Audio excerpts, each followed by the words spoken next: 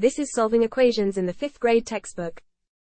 The content of solving equations is particularly important. The teacher will use this example to explain to the students how to solve equations. 4 multiplied by the parentheses of 6x plus 3 equals 60.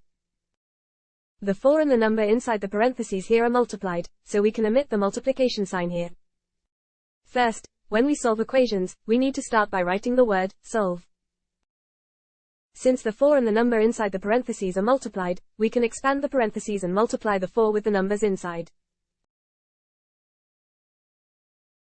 4 times 6x equals 24x plus 4 times 3 equals 60, and we can remove the parentheses. By utilizing the property of equations, we can subtract the same number from both sides of the equation. Look, if I subtract 12 from both sides, the equation still holds true. So the left side becomes 24x equals 48. Then I'll divide both sides of the equation by 24. The equation still holds true. X is equal to 2. In this method, we first expand the brackets and then use the properties of the equation to solve it.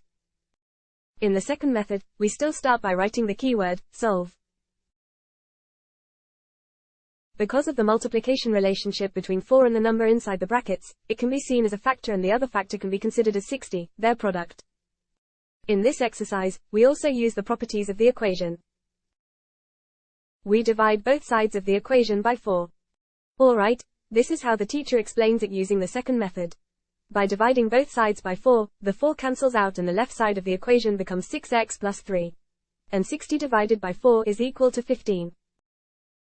Then, using the properties of the equation again, we subtract 3 from both sides and the equation still holds true.